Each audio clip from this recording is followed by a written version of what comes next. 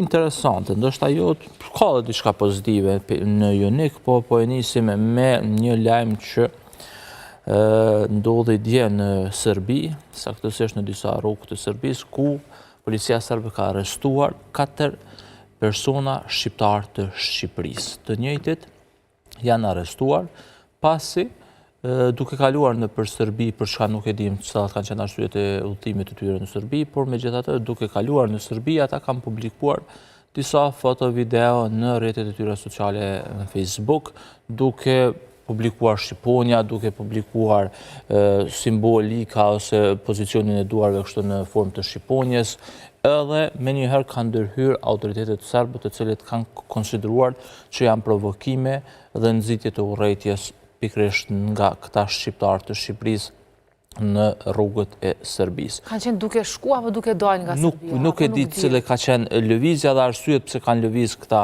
andaj pari, edhe çka s'ka të bëjmë me ndeshje, nuk i di ashta e rrugë që i çon drejt. Nuk e di, vëllai, nuk e di. Tash nashta ka mundësi edhe ndaj tifoz, sepse zakonisht tifozët kanë mundësi potenciale që të kenë... Po, me sa duket me shkum Poljoni duhet nga Serbia dhe kjo duket këtë qenë arsyeja.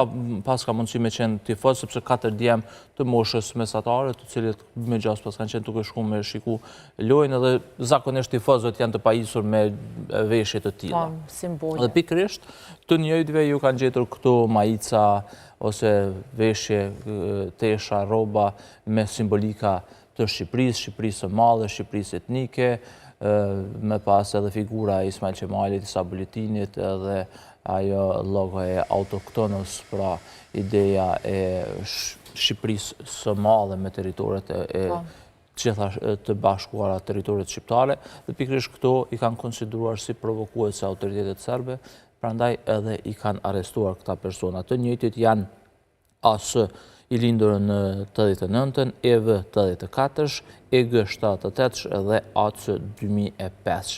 Të njëjtit pra janë arrestuar dhe ende nuk kemi në reagim ose ndonjë konfirmim zyrtar se çka ka ndodhur me ta pas arrestimet të vonshëm pas dite dikur ka ndodhur, ndonse lajmi doli dikun vonë, meqense nuk është u publiku me njëherë në gjatë ditës. Të njëjtit pra kanë qenë duke udhëtuar me këtë makinë të tipit Audi dhe janë ndaluar nga policia e Serbisë. Interesante sepse ku e hetun që kanë publiku në rrjetet sociale në Facebook, video dhe publikime të tjera, dhe pas kësaj autoritetet serbe kanë reaguar. Do të thotë aq shumë jemi të vëzhguar edhe përmes rrjeteve sociale, sa na nuk e kemi as idenë sa për një mundime me shkaktu dame edhe vetvetes këtë rast sikur këta djemt që kanë publiku sa kanë qenë në Beograd këto pamje dhe kësaj edhe kanë ndërhyr policia e Serbisë, shpresojmë të lirohen. Urojmë sa më parë. Sepse me gjas, po them, pas ka mundësi që të jenë tifozët, zakonisht tifozët i kanë këtu farë euforit, simbolet edhe këto euforit e lojes. Shpresojmë që të mos ketë ndonjë të lashe. Të njëjtit që kanë ndaluar për 48 orë me vendim të prokurorisë së lartë publike në Beograd. Inshallah e mrin ndeshjen.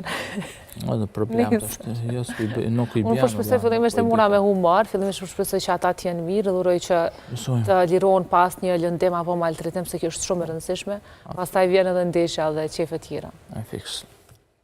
Pikërisht presidenti i Serbisë Aleksandar Vučić gjatë ditës së djeshme duke përkujtuar në një organizim në Vranj, duke përkujtuar bombardimin 27 vjetor në bombardimet të NATO-s kundrejt saqeve serbe në atë kohë në vitin 1999, ka thënë që ndërkombëtarët shumë herë, madje thotë mijëra herë, më kanë kontaktuar dhe më kanë thënë pranoje pavarësinë e Republikës së Kosovës, sepse do të shpërblehesh me çmimin Nobel.